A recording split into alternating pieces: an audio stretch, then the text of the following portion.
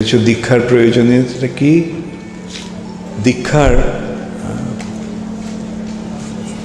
উদ্দেশ্য হচ্ছে এই দীক্ষার মাধ্যমে মন্ত্র লাভ হয়, আর মন্ত্র লাভের মাধ্যমে আধ্যাত্মিক জীবন শুরু হয়। দীক্ষা দুটো অক্ষর, দি এবং সা। দি ইঙ্গিত করছে দিব্য জ্ঞান, আর ক্ষা ইঙ্গিত করছে ক্ষয়। এই দিব্য জ্ঞানে লাভের ফলে পাপ ক্ষয় হয়। দিব্যং জ্ঞানং যত দদ্যাৎ কুর্বন্তি পাপস্য সংক্ষয়ং। এই দিব্য জ্ঞান লাভের ফলে পাপের ক্ষয় হয়, কুর্বন্তি পাপস্য সংক্ষয়ং। তস্মাৎ দীক্ষেতি সা প্রোক্তা দেশিকই তত্ত্বকোবিদয়ী। তত্ত্ববেত্তা মহাপুরুষেরা, আচার্যগণ এই অনুষ্ঠানটিকে সেজন্য দীক্ষা নামে অভিহিত করেছেন। দিব্যজ্ঞান লাভ কিভাবে হচ্ছে? দিব্যজ্ঞান হচ্ছে মন্ত্র। এই মন্ত্র এই জড়জগতের কোনো শব্দ নয়, এই মন্ত্র হচ্ছে চিৎ জগতের শব্দ।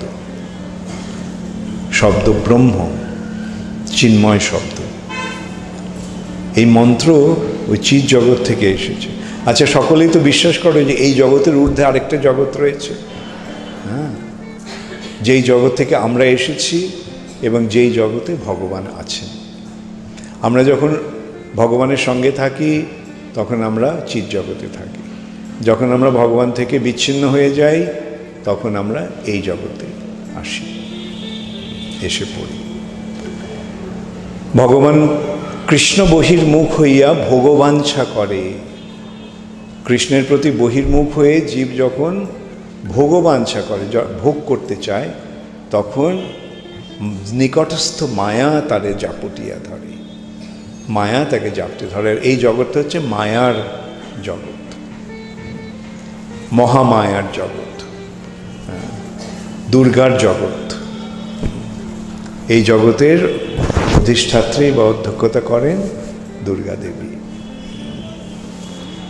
এবং দুর্গা হচ্ছে মহামায়া, ভগবানের বহিরঙ্গা শক্তির অধ্যক্ষা। এবং সেই মায়া কি করেন? তোমরা তো সকলেই জানো দুর্গাপূজা, তো তোমরা খুব আগ্রহী ছিলে, অন্তত আমি জানি না এখন কীরকম। দুর্গা কি করছে? হ্যাঁ, দুর্গাকে দেখেছো কি করে? দুর্গা ত্রিশূল দিয়ে মহিষাসুরকে মারছে। এই ত্রিশূলটা কি? ত্রিশূল হচ্ছে ত্রিতাপ দুঃখ, তিন রকমের দুঃখ। এক রকমের দুঃখ আসছে শরীর থেকে, মন থেকে। আরেক রকম দুঃখ আসছে অন্য জীবদের কাছ থেকে, কেউ দুঃখ দিচ্ছে আমাকে, কষ্ট দিচ্ছে। আর আরেকটা দুঃখ হচ্ছে প্রাকৃতিক দুর্যোগের ফলে দুঃখ। এই দুঃখ থেকে কেউ নিজেকে এড়াতে পারে? তো এইভাবে মায়া সকলকে দুঃখ দিচ্ছে, সে যেই হোক না কেন, স্ত্রী হোক, পুরুষ হোক, বালক হোক, বৃদ্ধ হোক, যুবক হোক, যুবতী হোক, ধনী হোক, দরিদ্র হোক, সকলকেই এই আসুরিক প্রবৃত্তির জন্য মায়া ত্রিশূল দিয়ে তাদের এই আসুরিক প্রবৃত্তিটাকে দমন করার চেষ্টা করছে। বোঝা গেল তাহলে দুর্গাপুজো কেন করতে? হ্যাঁ, মনে করিয়ে দেওয়ার জন্য যে আমাদের মধ্যে যে আসুরিক প্রবৃত্তিগুলি আছে, সেই জন্য দুর্গা আমাদের এইভাবে কষ্ট দিচ্ছেন, ত্রিতাপ দুঃখ। দৈবী হেসা গুণময়ী, তার তিনটি গুণ আছে। সেই গুণ কি? সত্যগুণ, রজগুণ এবং তমগুণ। তো এইভাবে এই জড়জগতে আমরা কি সুখ ভোগ করছি না দুঃখ ভোগ করছি? আমাদের কত রকমের দুঃখ। আমাদের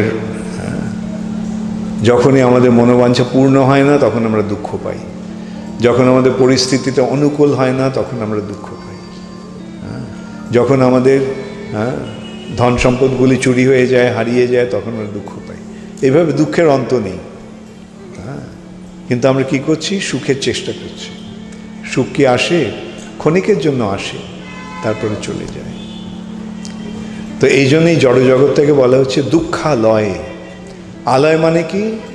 আলয় মানে বাসস্থান। আর দুঃখালয় মানে দুঃখ পাওয়ার জায়গা। এই জায়গাটা দুঃখ পাওয়ার জায়গা। কিন্তু আমরা কি করছি? এখানে আমরা সুখ পাওয়ার চেষ্টা করছি। তার ফলে কি হচ্ছে? আমাদের চেষ্টাগুলি ব্যর্থ হচ্ছে। আর চরমে কি হচ্ছে? মৃত্যু। কত কষ্ট করে, কত কিছু করে সব কিছু সঞ্চয় করেছিলাম, কত কষ্ট করে নানা রকম বিদ্যা, শিক্ষা, কলা লাভ করেছিলাম, বছরের পর বছর ধরে পড়াশোনা করে বড় বড় উপাধি পেয়েছিলাম। মৃত্যুর সময় কি হবে? সেগুলি নিয়ে যাবে? একটাও কিছু নিয়ে যেতে পারবে? কত কষ্ট করে ব্যাংকে অনেক টাকা জমিয়েছিলে, মৃত্যুর সময় অতএব এখন এই যে এগুলো ছেড়ে যেতে হবে, কষ্ট হবে না? আর আত্মীয় স্বজনদের কি কথা? এইভাবে আমাদের নানা রকম দুঃখ কষ্ট নিরন্তর এই জড়জগতে ভোগ করতে হচ্ছে। তো এখন এই দুঃখের জগতে থাকতে চাও, না দুঃখের জগৎ থেকে বেরোতে চাও? দুঃখের জগৎ থেকে বেরোবার উপায়টা কি? দুঃখের জগৎ থেকে বেরোবার উপায় হচ্ছে ভগবানের শরণাগতি, ভগবানের চরণাশ্রয়। আজকে তোমরা দীক্ষার মাধ্যমে এই ভগবানের চরণাশ্রয় গ্রহণ করছো। আর সেই চরণাশ্রয় লাভের উপায়টা কি? এই মন্ত্র জপ, মন্ত্র ধ্যান। তো এখন দীক্ষার মাধ্যমে মন্ত্র লাভ হয়। তো এখানে তো আমরা দেখতে পাচ্ছি তোমরা দীক্ষার যোগ্যতা অর্জনের জন্য মন্ত্র পাঠ করেছ। 16 মালা জপ করতে হবে, তাহলে দীক্ষা পাবে। তাহলে এটা কি হলো? দীক্ষার মন্ত্র পাওয়ার জন্য দীক্ষা, আর এখানে তোমরা দীক্ষা পাওয়ার জন্য মন্ত্র জপ করছো। এটা কেন হলো? কেন শ্রী চৈতন্য মহাপ্রভু এই মহামন্ত্র দীক্ষা পুরশ্চর্যার অপেক্ষা না করে দিয়ে দিয়েছে। এই হরে কৃষ্ণ মহামন্ত্রে এইটি বৈশিষ্ট্য। দীক্ষা পুরশ্চর্যা বিধি অপেক্ষা না করে, জিহ্বা স্পর্শে আচণ্ডালে সবারে উদ্ধারে। কেবল জিহ্বা স্পর্শে, অর্থাৎ এই মন্ত্র জিহ্বা দ্বারা উচ্চারণ করার ফলে চণ্ডাল পর্যন্ত উদ্ধার পেয়ে যায়। এর জন্য দীক্ষা পুরশ্চর্যা মানে পবিত্র হওয়ার পন্থার কোনো প্রয়োজন নেই। তাহলে প্রশ্ন হচ্ছে, তাহলে এখানে ইসকনে দীক্ষার ব্যবস্থা কেন আছে? দীক্ষার ব্যবস্থাটা রয়েছে এই জন্য যে দীক্ষার আরেকটা বৈশিষ্ট্য রয়েছে। সেটা হচ্ছে দীক্ষাকালে শিষ্য করে আত্মসমর্পণ, সেই কালে কৃষ্ণ তারে করে আত্মসম। তোমরা এখন কি কৃষ্ণের হতে চাও? ঠিক তো? না তোমরা তোমাদের আত্মীয় স্বজনের হতে চাও? এই বন্ধনটা থাকে, কিন্তু আমাদের মনে করতে হবে যে আমাদের আসল বন্ধনটি, আসল আকর্ষণ যেন কৃষ্ণের প্রতি হয়। সেজন্য যদি আমরা ভগবানের চরণে আমাদের নিবেদন করি, উৎসর্গ করি, তাহলে ভগবান আমাদের গ্রহণ করবে। দীক্ষাকালে শিষ্য করে আত্মসমর্পণ। এই গুরুর মাধ্যমে যে আমি যে তোমাদের দীক্ষা দিচ্ছি, কেন, কিভাবে, কি জন্য দীক্ষা দিচ্ছি? কেন? যাতে তোমরা কৃষ্ণের হতে পারো। এখানে আমি কৃষ্ণের প্রতিনিধিত্ব করছি। প্রতিনিধিত্ব কীরকম? প্রকৃতপক্ষে তোমরা কৃষ্ণের কাছে যাবে, আমি তোমাদের কৃষ্ণকে জানিয়ে দিচ্ছি, কৃষ্ণর কাছে যাওয়ার পথটা করে দিচ্ছি। এখন কৃষ্ণের কাছে আমি নিয়ে যেতে পারবো কিনা জানি না, আমি নিজেই যেতে পারবো কিনা আমি জানি না, তবে আমি একটা কাজ করতে পারি, আমি তোমাদের সকলকে প্রভুপাদের কাছে নিয়ে যেতে পারি। আর প্রভুপাদের কাছে নিয়ে গেলে ব্যাস 100% গ্যারান্টি।